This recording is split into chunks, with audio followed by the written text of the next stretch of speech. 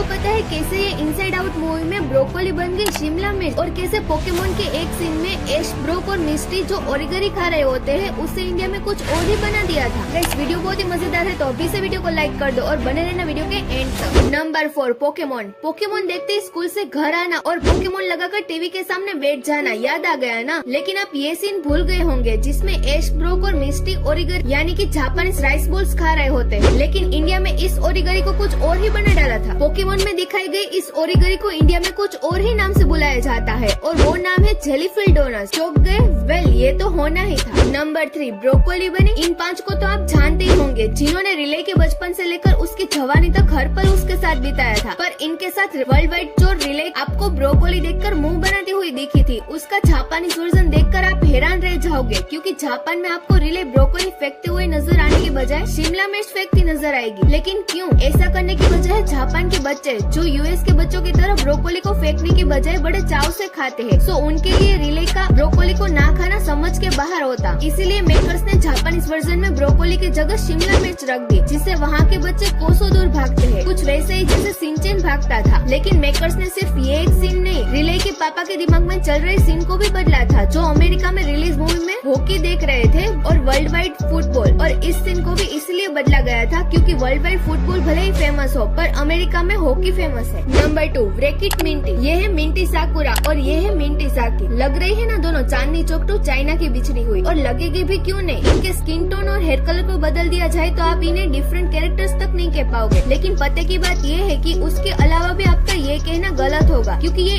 एक ही मूवी यानी व्रेकिट राल्फ की एक ही शख्सियत है। बस एक दुनिया भर के लिए रेसिंग क्वीन मिंटी साकी है और दूसरी स्पेशली जापान के लिए बनाई गई मिंटी साकुरा। अब आप ये सोचने में टाइम वेस्ट मत करो, जापान वालों को ऐसा क्या हुआ था जो उन्होंने मूवी में दिखाई कैरेक्टर का नाम, पता, एड्रेस ही नहीं पर पूरा का पूरा कैरेक्टर ही बदल दिया। लेकिन बाकी सारे देशों के कार्टून में किए बदलाव के रीजन की स्टडी करके ये कहना गलत नहीं है कि ये भी कैरेक्टर रिलेटिविटी के लिए ही किया होगा। नंबर 1, मेरा नाम चुन चुन चुन। ये है रोशियन, नहीं ये तान्या है, नहीं इनका नाम तो कैरोलिना है। सबके सब नाम गलत है, इनका नाम हाइडी है। कंफ्यूज हो गए ना? असल में ये सारा कंफ्यूजन प्लेन्स पिक्चर ये कैरेक्टर ने खुद ही खड़ा किया है, जो ओरिजिनल मूवी में एक कैनेडियन लेडी प्लेन रोशियल का कैरेक्टर निभा रही है। पर लोगों को ये देखकर धोखा होता है क्योंकि इनके अलग अलग देशों में पूरे 11 वेरिएशन है। जैसे रशिया में ये तान्या है, तो वहीं जर्मनी में इसका नाम हिडी है और ब्राजील में ये आपको कैरोलिना के रूप में नजर आएगी। और हैरान करने वाली बात ये है, डिफरेंट कंट्रीज में डिफरेंट नेम के साथ ही आपको अलग अलग कलर्स में भी नजर आती है। अब मुझे आपको ये बताने की जरूरत नहीं है कि इन्हें ऐसा क्यों बनाया गया। यस, सही पहचाना, इनका ऐसा होने की वजह रिलेटिविटी है, क्योंकि लोग किसी भी चीज से जितना रिलेट करेंगे वो उतना ही ज्यादा बिकेगी। और सिर्फ यही नहीं, कार्स मूवी तो बच्चों से लेकर बड़ों तक सबकी फेवरेट है। लेकिन शायद ही कुछ लोग जानते होंगे कि प्लेन्स की तरह ही उस मूवी में भी वर्ल्ड वाइड दिखाई गई पीली कार को स्पेन में नीली और चाइना में टमाटर की तरह लाल किया गया था। मतलब पैसे के लिए मेकर्स कुछ भी करेंगे। गाइस, ये तो आपको पता चल गया, पर क्या आपने कभी अपने फेवरेट कार्टून्स को रियल लाइफ में देखा है? और कैसे टॉय स्टोरी के मेकर्स ने अमेरिका के लिए कुछ और बाकी देशों के लिए कुछ और ही स्टोरी बना दी। गाइस, इस वीडियो को अभी तक नहीं देखा है तो चैनल को सब्सक्राइब कर ये वीडियो देख लो, बहुत ही मजेदार है। और इस वीडियो को अभी तक लाइक नहीं किया है तो लाइक करके चैनल को सब्सक्राइब करना मत भूलना।